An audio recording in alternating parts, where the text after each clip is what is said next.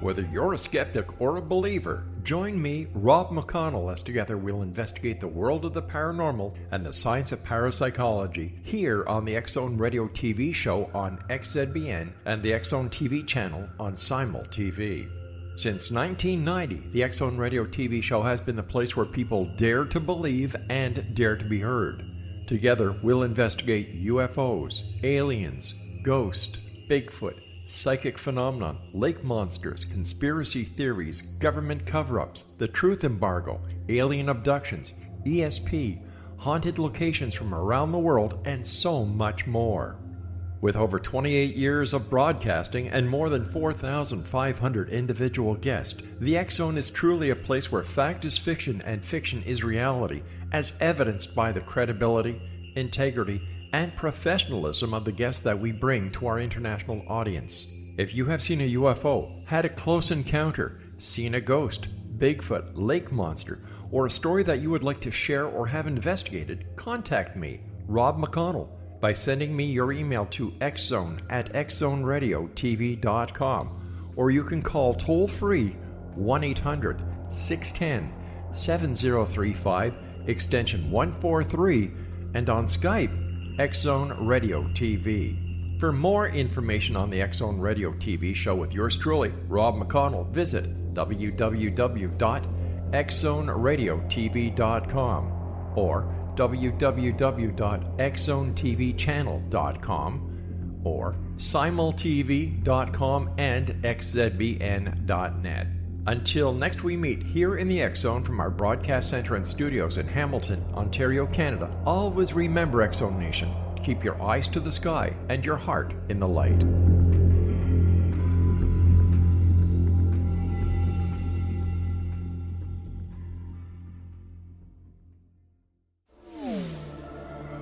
The XZone Radio Show with Rob McConnell is largely an opinion talk show.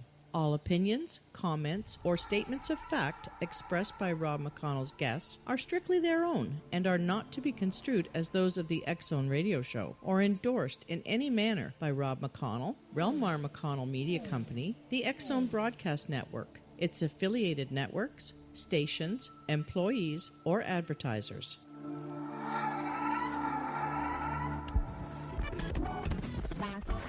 All Hit Radio.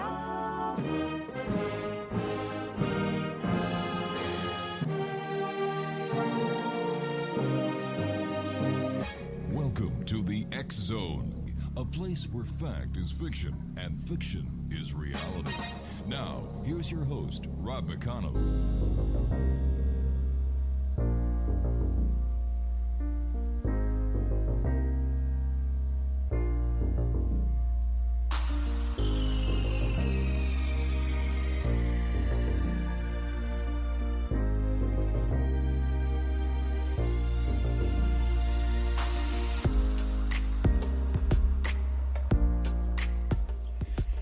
And good evening, one and all. Welcome to another edition of the XZone with yours truly, Rob McConnell. We're coming to you from our broadcast center and studios in Hamilton, Ontario, Canada.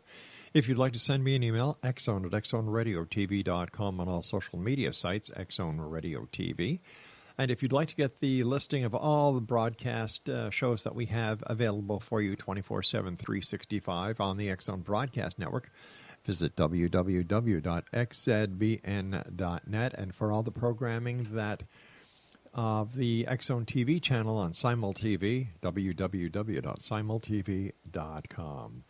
XZone Nation, my first guest tonight is Mr. B. Civyl, and we're going to be talking to B. Civyl about his book that is entitled The Good Shepherd's Keeper.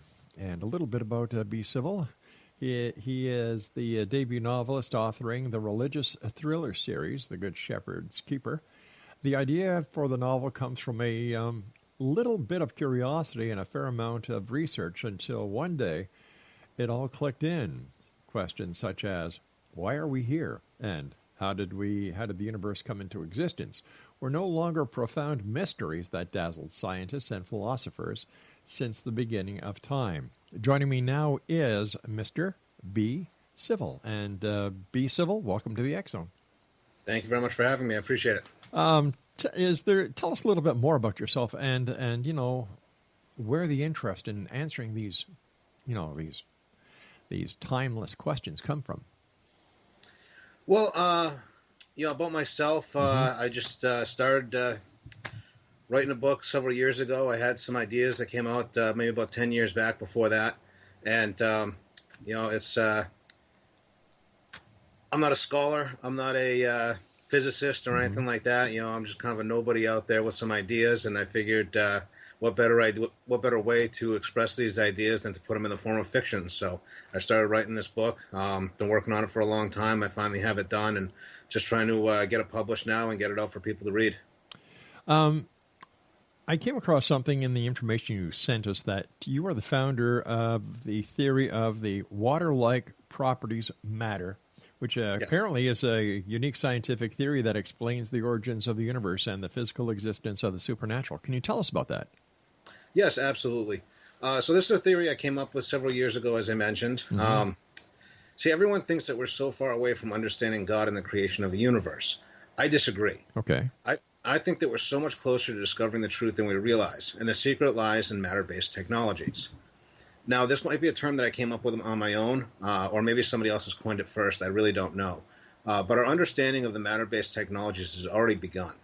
All around the world, and especially at CERN in Switzerland, scientists are performing experiments with antimatter and searching for dark matter. Right. And that's not to mention all that we do with regular matter, splitting atoms and whatnot. But all these scientists are so interested in breaking down matter to its smallest components. They don't think that when they study antimatter, for example, that when they put these antiparticles back together that they form antiatoms. And when they put antiatoms back together, they form antimolecules. And when you put those together, you get the building blocks for an entire other realm of, anti-realm of existence, so to speak. This is how the spiritual realm exists: angels, ghosts, spirits, maybe even demons. Now, bear with me because we're going to dig a little bit deeper into this. All right. So we already discussed that matter exists in three states. There's dark matter, which is still a mystery to us. I like to call this heaven.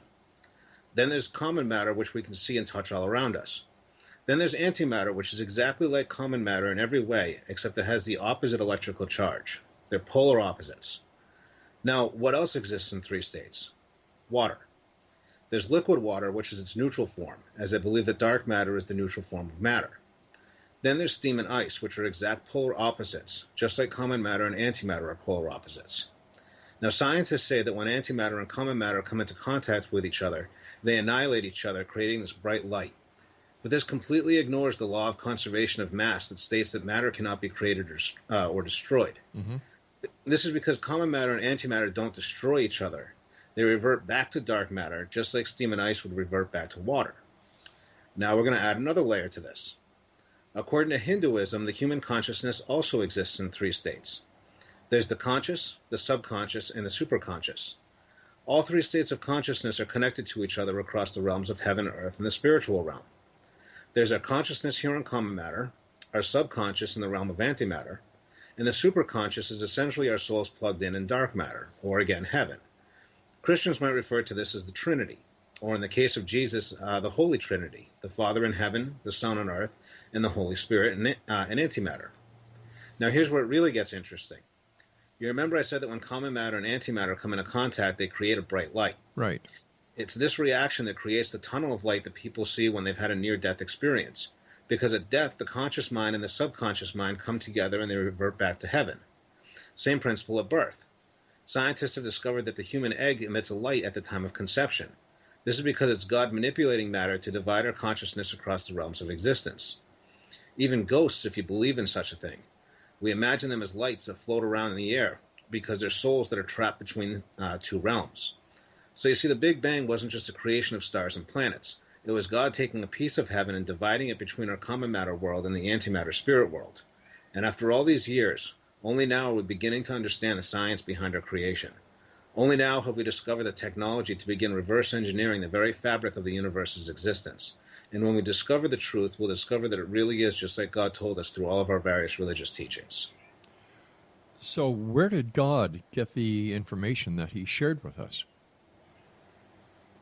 Well, he's the creator. He's the master of all knowledge, you could say. Okay, but who created the creator? That's the question that we still have to figure out. I don't think we'll ever know that until we leave this world and are in his hands. So tell us about your book that's coming out, The Good Shepherd's Keeper. Yes. So The Good Shepherd's Keeper, it's a series of, you could call them religious thrillers, or you could call them psychological thrillers. It's about a common family man who discovers his divinely appointed duty to lead humanity in the final war between good and evil. It's set immediately following the Trump presidency and follows the story of Elijah Cole. He's a mailroom clerk who endures a spiritual phenomenon that teaches him, among other things, the missing piece to humanity's understanding of the universe and the purpose of our being.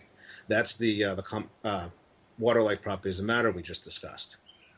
But when he discovers that the devil is soon to incarnate himself as a resurrected Osama bin Laden, Elijah must rise to prominence as God's representative against the world's newest false messiah.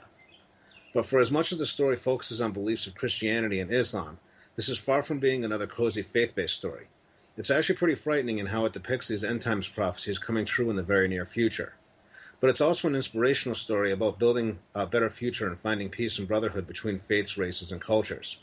I think you find it to be a very unique story with some really unique viewpoints. It's mainstream fiction, though, not Christian fiction, so there's some swearing and some graphic scenes, but as I said, it's not just another safe and cozy tale about finding one's faith.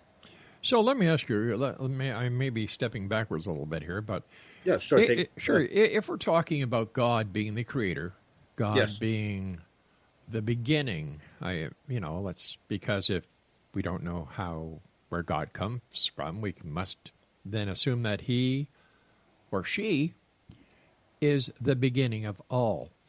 Yes.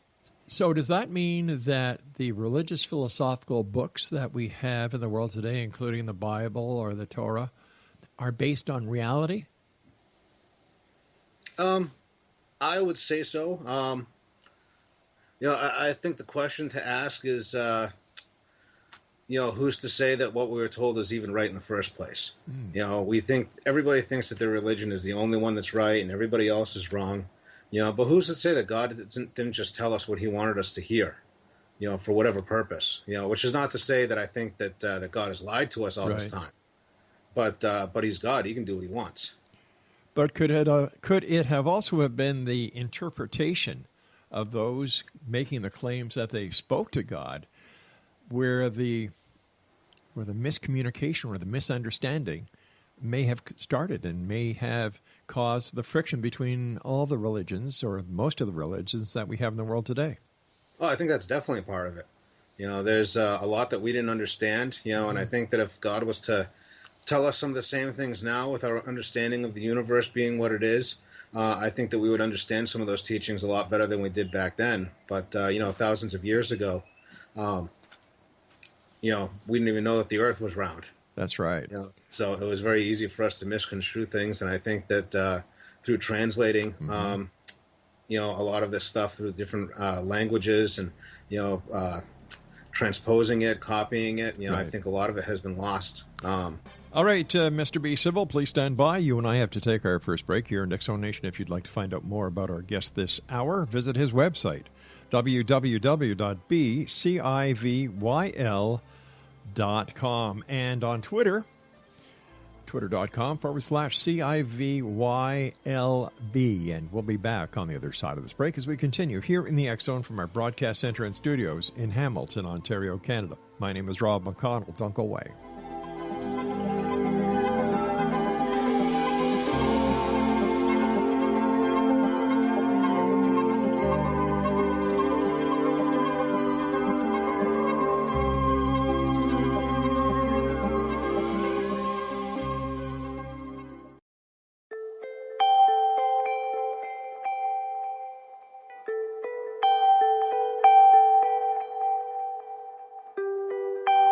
It's hard to listen to the news without realizing we're living in volatile, unprecedented times. Yet never has there been such an opportunity to transform the human condition. As old structures fail, where can we find the guidance to co-create a better way? Find Your Path Home is an ever-evolving, leading-edge information, education, and healing resource center designed to support and guide you on your path to unity and enlightenment. Based on sound principles employed by shamans worldwide, we provide techniques that can support you through the current transitions, offering online shamanic classes, international long-distance shamanic healing sessions, complimentary Mission Evolution radio episodes and Stairway to Heaven TV vignettes, seminars, retreats, and much more. All of this can be found on findyourpathhome.com. So I was watching the XZone TV channel last night when I was abducted by aliens, and they kept repeating to me over and over again, simultv.com, simultv.com. What's simultv.com? That's what I asked them. They had it written on the side of their UFO. How do you spell that? UFO. No, I mean simultv.com. simultv.com. simultv.com. Right. simultv.com. Interesting that you were abducted by aliens in a simultv.com UFO last night. Oh, yeah? Yeah. Now that you mention it, I remember now last night I was awakened from a deep sleep. My great-grandmother was standing there. She said she'd come from the hereafter to tell me about simultv.com. She even spelled it out for me. simultv.com, sonny boy. simultv.com. simultv.com, sonny boy. Wow. Yeah. Guys, you'll never guess what my psychic guru just told me. simultv.com. Exactly. Are you guys psychic too? Of course. We all know about simultv.com. simultv.com.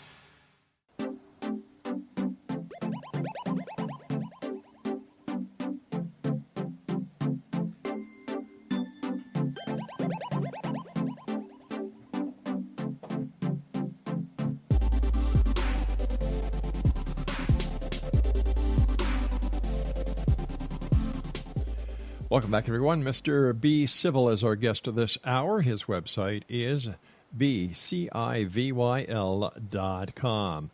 Mr. B. Civyl, how does your theory relate, and I'm talking about the theory of the water-like properties of matter, how does this explain or how does this relate to the UFO phenomenon, for example? Well, I think that they do relate. As far as how they relate, let me bear with me just 1 second here. I kind of prepared a statement on this. So I do believe that there is life beyond this world. It's astonishing to me that some people don't. I mean, at one point in time, we thought that the Earth was flat and that we were the center of the universe. Yeah. You know, we thought everything was all about us. But as humanity grew wiser and more knowledgeable, we learned that this simply isn't true. Mm-hmm. Now we know that we're not the center of our own. We're not even the center of our own solar system. And we know that there are hundreds of billions of stars in the universe just like our own. So how could we be so naive as to think that in a universe so unimaginably vast that we're the only place that intelligent life could form? So I'll tell you where my beliefs in the matter differ from most people, and that has to do with the existence of a higher being. You see, we think about ourselves as God's children. That's what we're taught in virtually every religion. But what we don't think about is that children grow up. This is actually one of the fundamental beliefs of Mormonism, that we can become gods of our own one day. So what happens when a child grows up? It moves out and starts its own family. Mm-hmm. And maybe that's exactly the purpose of our universe. Maybe that's why, despite it being 14 billion years old, humanity has only existed for a few million, or even just a few thousand if you want to consider our existence to begin when we first learned and read and began to write and log down our own history. Now, maybe rather than being the first of our kind, we're actually just another in a long line of intelligent life that's been born into the cosmos.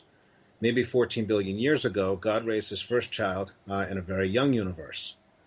As those kids grow up, they became gods who spread out into their own other regions of the universe to have children of their own.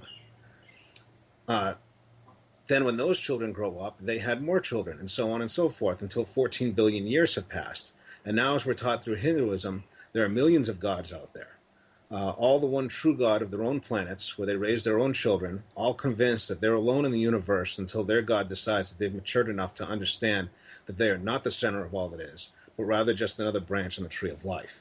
So to kind of put this in perspective, I think that if we were actually to meet an extraterrestrial, and we said, take me to your leader, Mm-hmm. they would take us to Vishnu, or Shiva, or one of the millions of Hindu gods out there. Why Hindu? Well, Hinduism is, they say it existed before time and will continue to exist after the end of time. But that's all they're saying. There's no actual proof of that. No, well, there's no proof of God, that God exists either. But, True. 96% or whatever it is, the world still believes that he does. But why believe the Hindus? Let's get back to that question. I'm trying to think how to best answer that question. I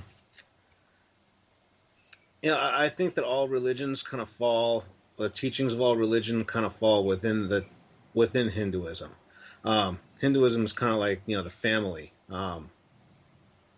Whereas when you break down into Christianity and Islam, for example, those are specific religions within the bigger realm, if that makes sense. So would it be safe to say that you're a follower of Hinduism? I would consider myself to be an omnist, which basically means that I believe that there's truth in all religions out there. Okay. To me, religion isn't a matter of right or wrong. To me, it's a matter of perspective.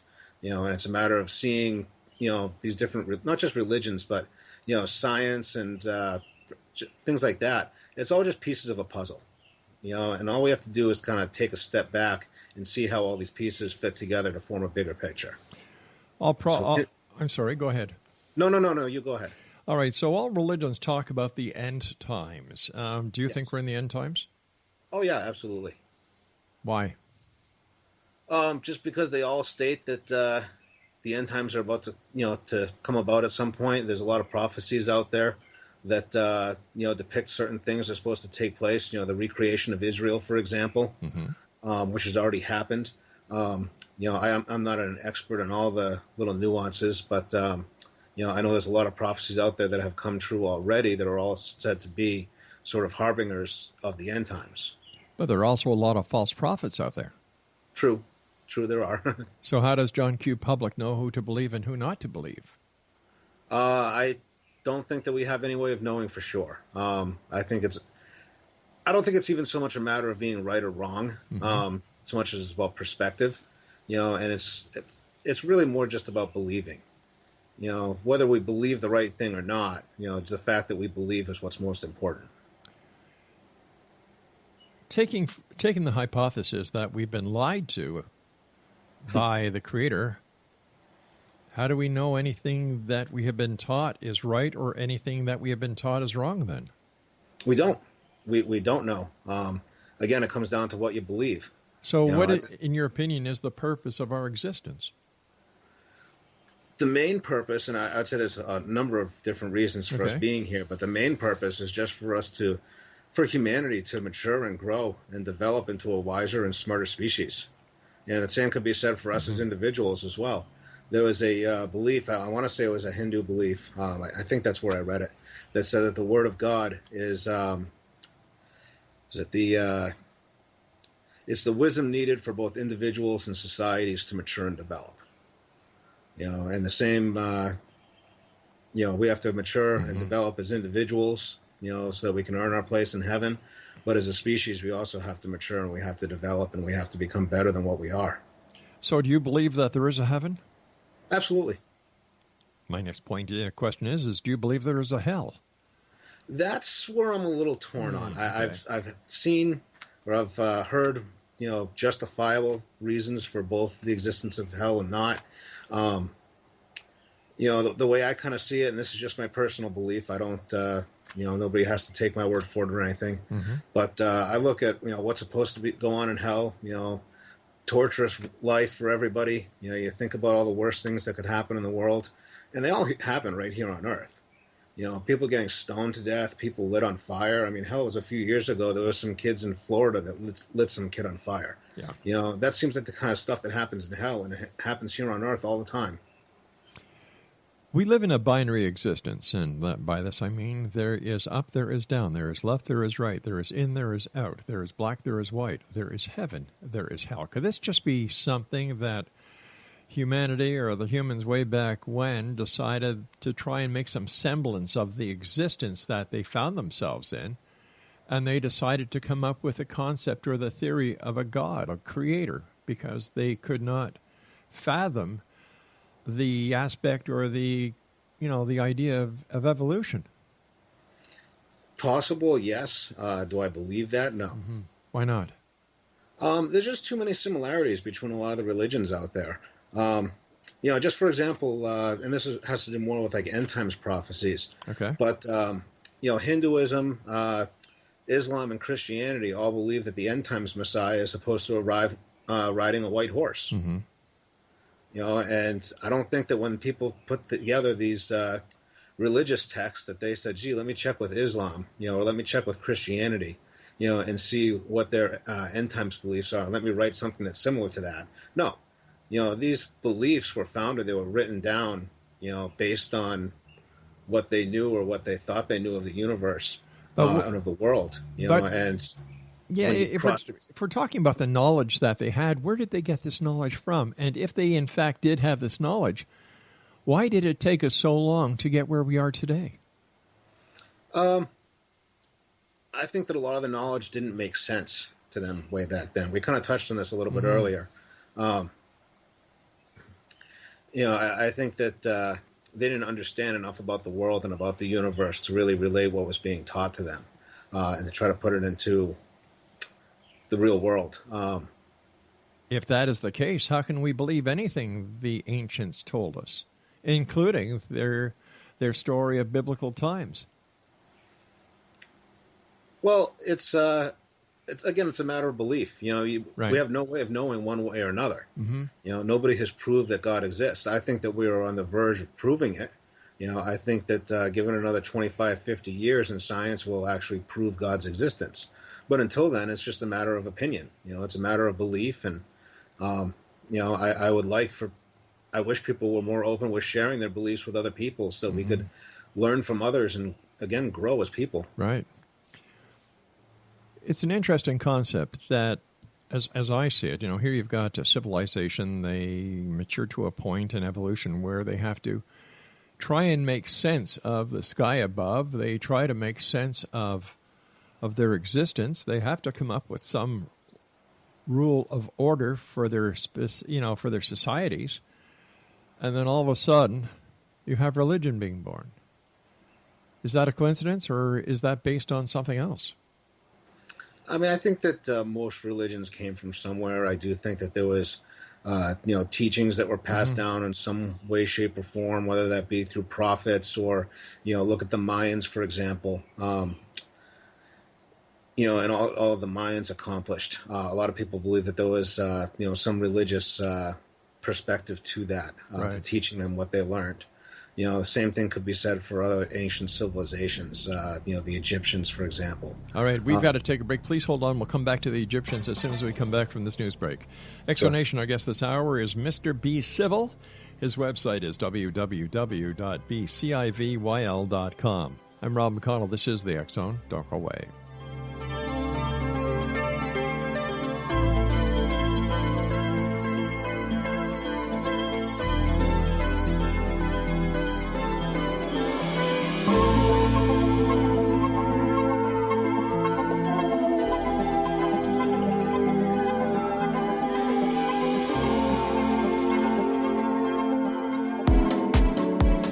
How would your life change if you could develop the business and personal skills that you need in order to make more money?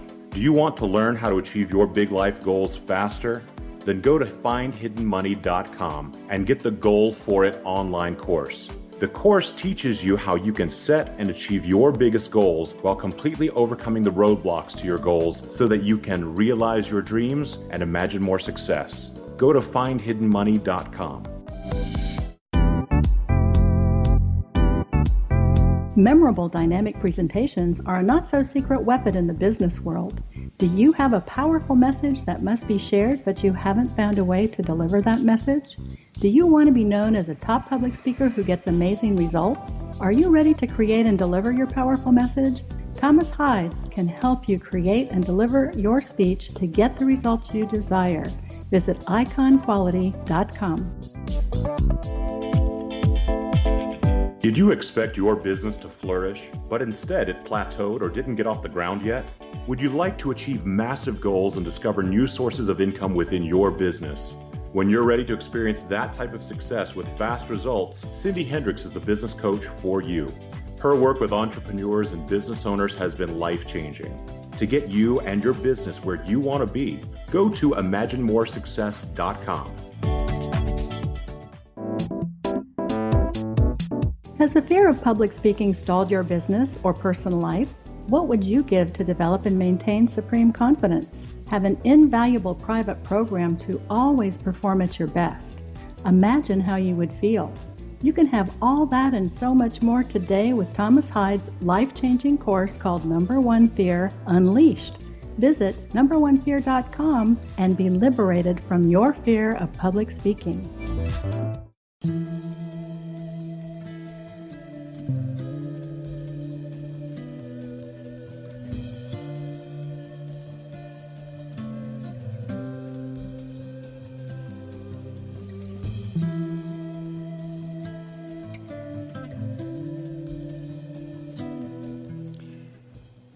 Mr. B. Civyl is our guest this hour, X-Zone Nation. He has a book coming out that is entitled The Good Shepherd's Keeper. And he is also the founder of the theory of the water-like properties of matter. His website is bcivyl.com. If there is only one God, and I'm not including the Hinduism in this, I'm talking about, the other religions. If there's only one God, how come there's so many religions? Well, in the case of monotheistic religions, Judaism, Christianity, Islam, those religions were, how do you put it? Each teaching was sort of building upon the one that came before that. So Jesus, in Christianity was building upon the teachings of Judaism. The same thing with Islam. Islam was building upon the teachings of Jesus. And I don't know if you know this or not. A lot of people don't, but Muslims actually do believe in Jesus. Yes. They don't believe in it necessarily the same way the Christians do, but, so it's one God, but it's still, elaborating on and teaching more, as time has gone on. And I think as humanity has become more able to understand what was being taught to us. Before we went to the break, we were just starting to touch on Egypt. Please continue with your train of thought on that. I was only mentioning Egypt just as sort of as an example, really. I was just talking about all these early civilizations and how they came to, learn the knowledge that they have. Another example would be like Stonehenge, for example. You were questioning, how did early civilization discover these things and discover the foundations of religion and things like that. And that's the great mystery for all of us. How did Stonehenge come to be? How do they decide to build that and make, I guess they're deciding now it's a calendar or something, but, that's the big mystery for us all. But if in fact we have not discovered the true meaning of Stonehenge and other monolithic as well as ancient mysteries, how can we then come to any conclusion about our existence, our beginning? Well, I think you used the term conclusion, a little strictly. It's a matter of opinion. It's a matter of belief. Mm-hmm. We all have beliefs. It doesn't mean that my beliefs are right over anybody else's. It's just what I believe, and I like to share what I believe. I hope that other people would share what they believe with me. Doesn't make me right. Doesn't necessarily make me wrong. In the end, I think we're all going to learn the truth one way or another, and we're all going to have to adjust our beliefs to accommodate whatever the real truth is. But what happens if the real truth comes out tomorrow? Okay, you and I both know that's not going to happen. But hypothetically, it comes out and the truth is, hey, we're just life that evolved on this little planet. There is no deity. There is no hereafter. There's no heaven. There's no hell. You're born, you die, that's it. I think that all hell would break loose. I think if it was actually proven that way, with so many people being so devout in their beliefs, I think that right or wrong would get tossed out the window. There'd be no, sort of I'm looking for, consequences for people's actions.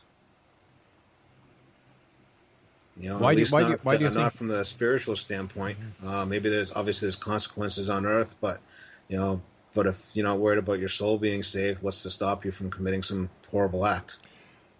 But how do we know that there is a soul to save? This is based on a person's own beliefs.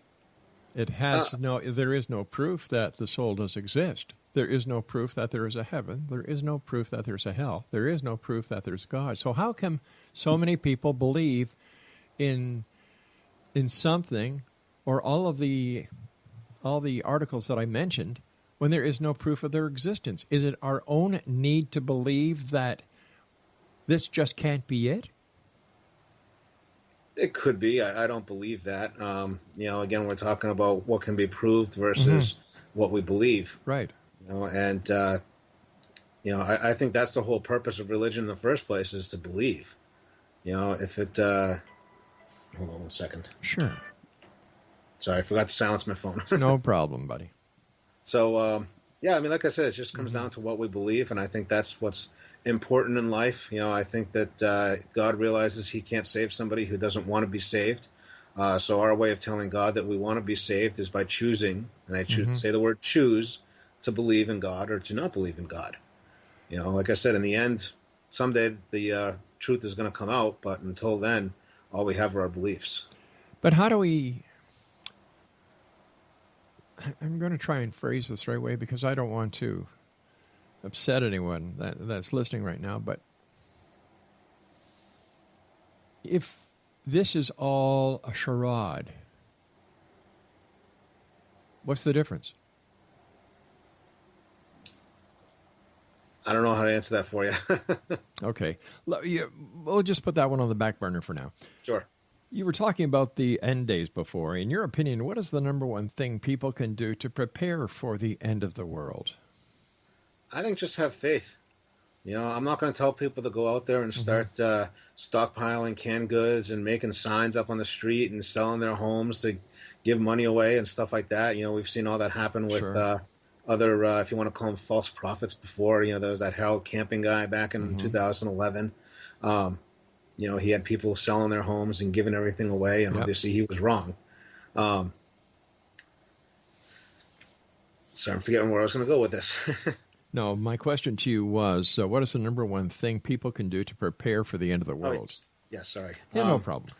Yeah, I think number one is just to have faith. I think that in the end, everything is going to turn out exactly how it's supposed to be. If the end of the world is supposed to come about, then God has a reason to bring about the end of the world, and who am I or anybody else to tell him that he's mistaken? So I just have faith that, whenever the end is going to come, I'll be wherever I'm supposed to be. He'll see to that, and, it's whatever comes will come. Why doesn't God show him or herself? Why doesn't he make it, or she make it, undeniable that they do exist? Well, as I said before, I think one of the reasons for our being is to decide for ourselves, whether or not to believe. Like I said, God can't save somebody who doesn't want to be saved.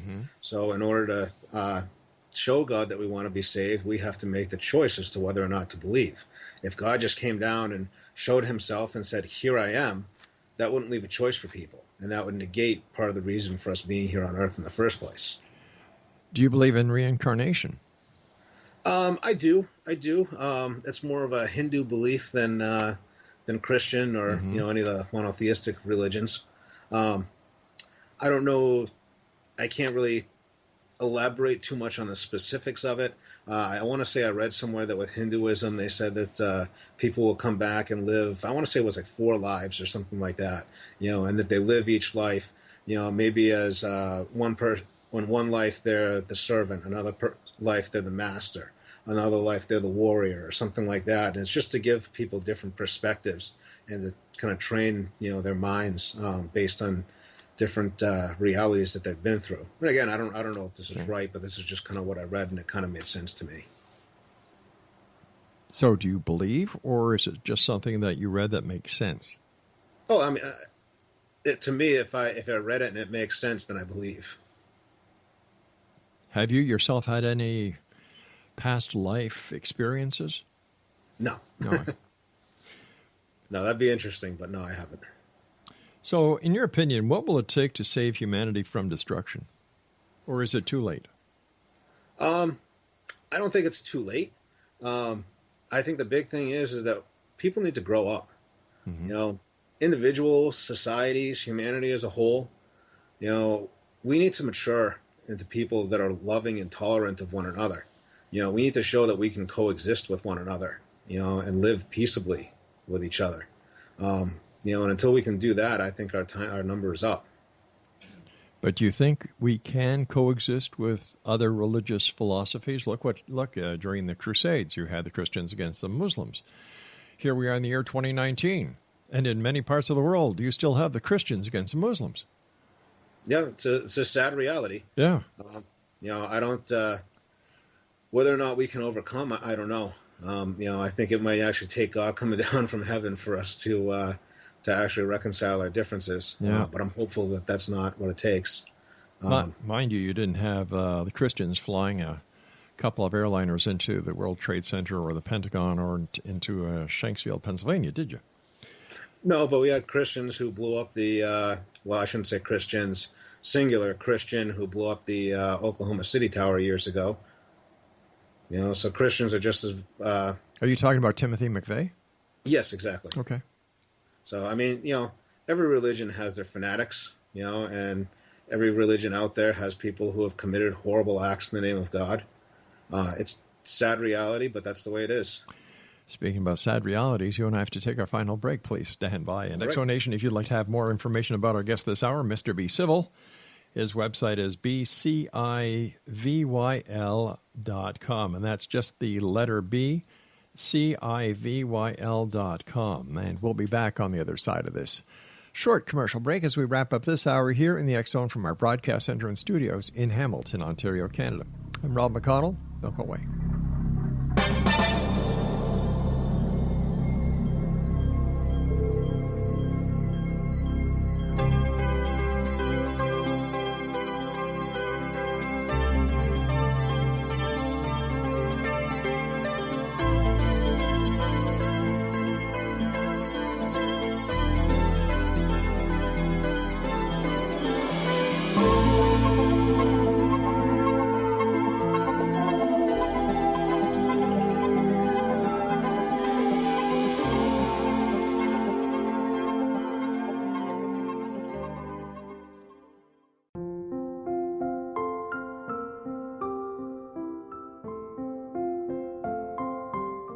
I am Dr. Carl O'Helvey, founder, president of a new cancer foundation focusing on evidence-based physical, mental, and spiritual interventions, including natural cancer cures, prayer, meditation, affirmations, nutrition, and other related holistic cancer prevention and cure modalities. These are used in cancer education, research, and financing care. I ask for your help to continue this important work by donating at www.holisticcancerfoundation.com.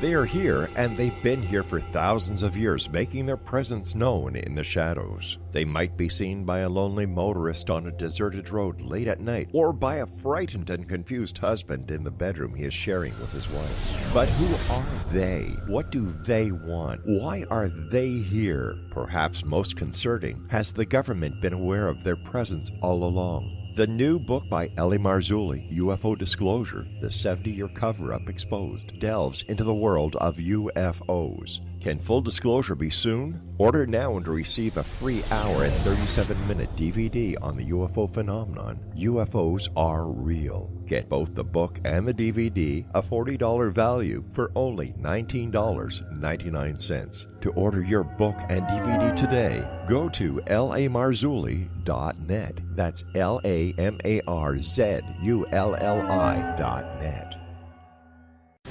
Christopher Fulton is a survivor of the national security state. All he wanted to do was preserve history when he acquired a Cartier watch from the estate of President Kennedy's personal secretary. But that simple act set off a terrible chain reaction. He was pursued by the U.S. Justice Department and the FBI, thrust into the middle of the U.S. government's Assassination Records Review Board, even monitored and pursued by the Russian government. All because that Cartier watch was the missing link of evidence, a timepiece worn by JFK that fateful day in Dallas, a link resulting in Christopher being incarcerated and attacked for 9 years years because he opened a hidden chapter in history. The intriguing journey outlined fully in Christopher Fulton's memoir, The Inheritance, is available now through TrineDay.com or Amazon.com. The Inheritance, Poisoned Fruit of JFK's Assassination by Christopher and Michelle Fulton is a must-read, an incredible tale of how easily our own government can overrule justice. The Inheritance, Poisoned Fruit of JFK's Assassination.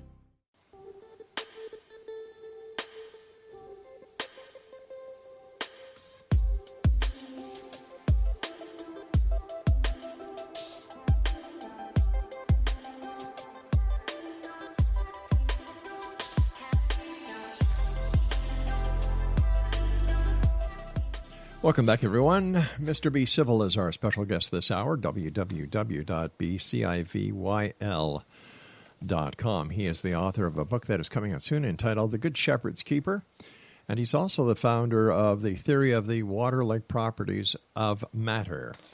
First of all, Mr. B. Civyl, thanks so much for joining us tonight. It's been great having you with us. Question mark. Sure. With all these different religions that are collecting money left, right, and center from their believers, what should we do with them? What should we do with the Vatican and all of its money, its property, its wealth, its power? What do we do? I think it all should be given to the people in need. I agree with you 150 billion%. But why isn't it? How come they, in the year 2019, can still maintain such control over their followers? Your guess is as good as mine, to be honest with you. It's amazing to me, this day and age, and how much more open people are with their beliefs and whatnot, and how some people's beliefs are fading, that people are still so devoted. It's I heard this terminology before, maybe you've heard it before, but I call them sheeple. Yes. People are just like sheep, and they just follow what the what the higher voices tell them that they should be doing. What can society do to solve this problem, in your opinion? How do we get along with each other when there are so many inbred and socially accepted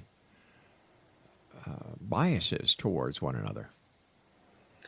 I think it's just a matter of leading by example. We got to be better people, and you can't just point the finger at other people. You got to be a better person yourself. You got to set the example for other people to follow. The big thing is that we've got to inspire people. We got to teach people that there's a better way to go about life, about treating other people.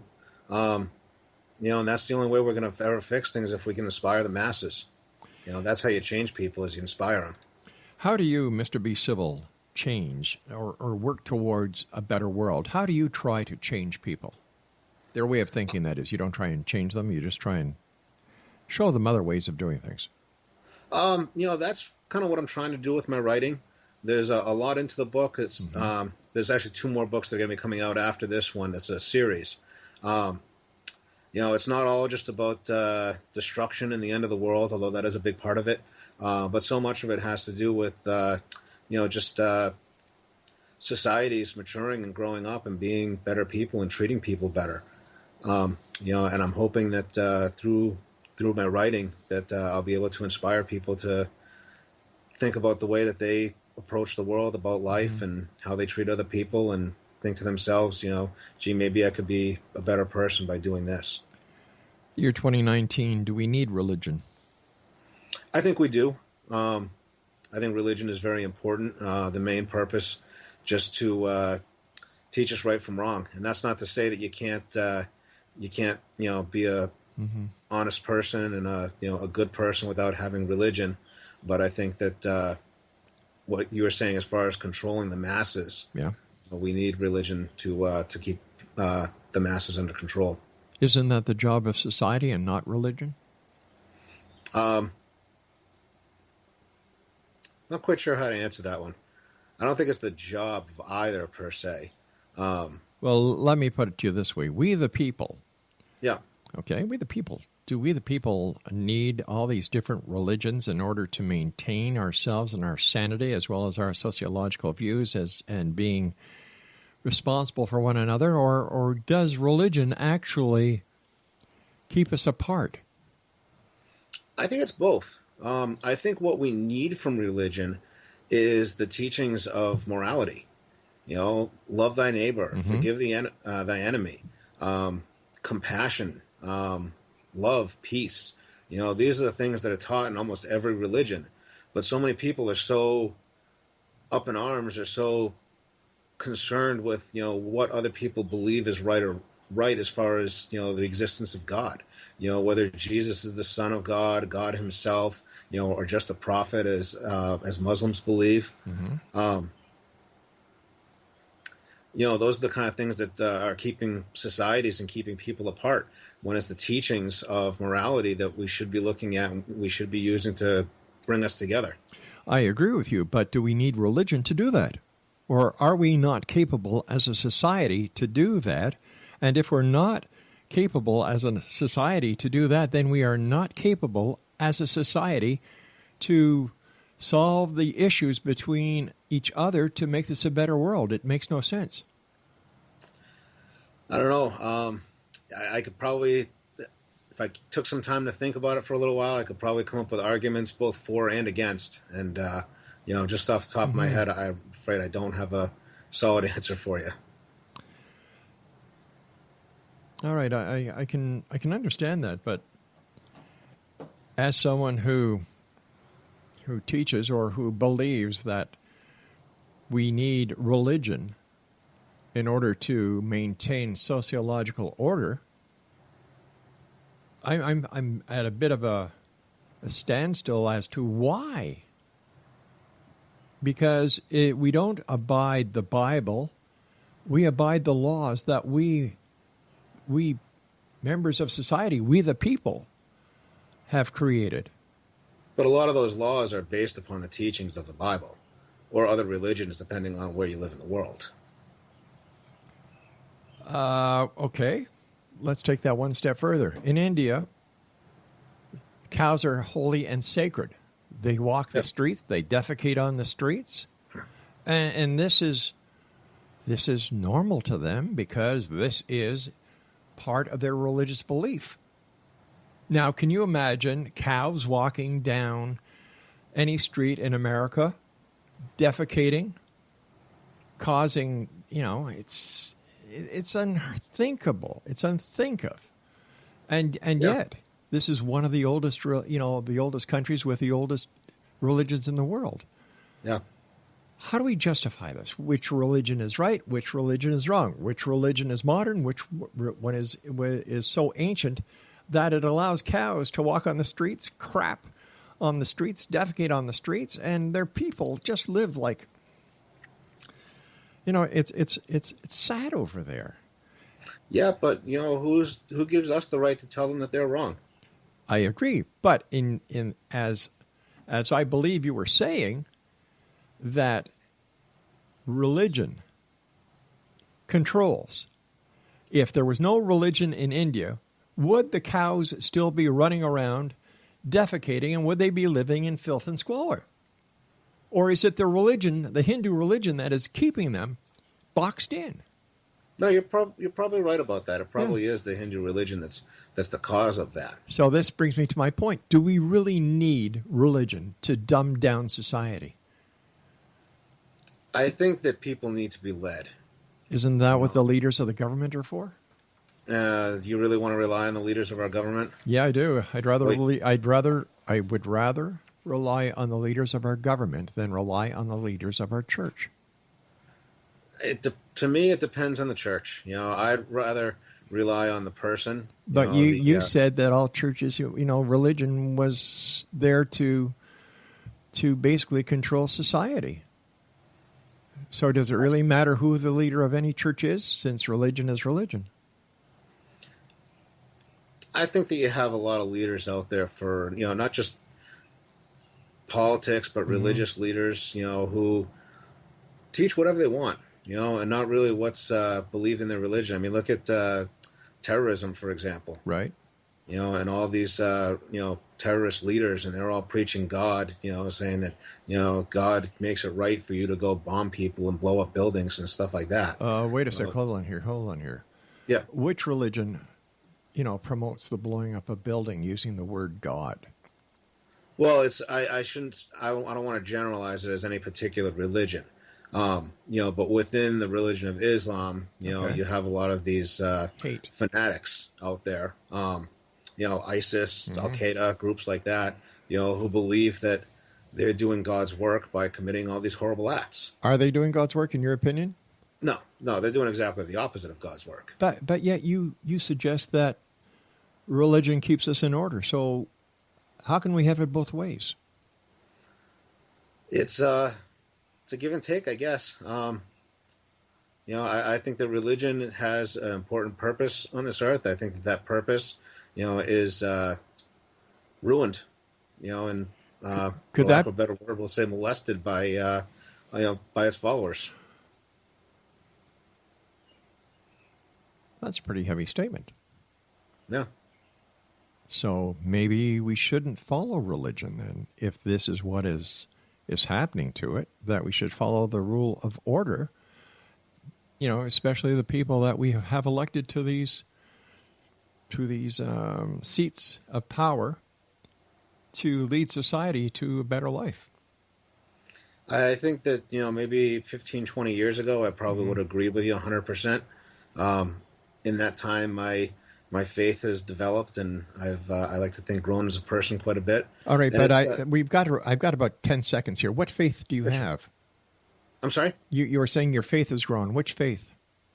Well, I told you before, I'm an omnist, so I believe that there's truth in all religions, and I think it's just a matter of seeing how the puzzle pieces fit together to create a bigger picture. All right, I want to thank you so much for joining us tonight, Mr. B. Civyl. And XZone Nation, if you would like more information, visit his website at bcivyl.com. That's BCIVYL.com. I'll be back on the other side of this break as we continue here in the XZone from our broadcast center and studios in Hamilton, Ontario, Canada. Send me your email, xzone at xzoneradiotv.com. I'll be back. Don't go away.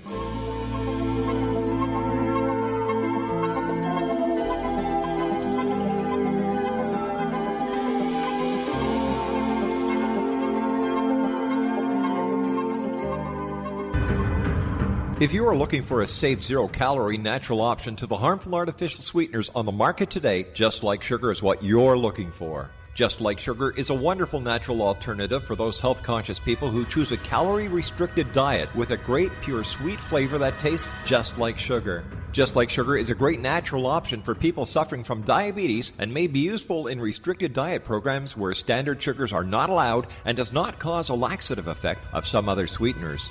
Just Like Sugar comprises a perfect blend of chicory root fiber, natural calcium, natural vitamin C, and Just Like Sugar's sweetness comes from the natural flavors from the peel of the orange. Just Like Sugar is a natural alternative to harmful artificial sweeteners and will change the way that you believe all natural sweetener products taste.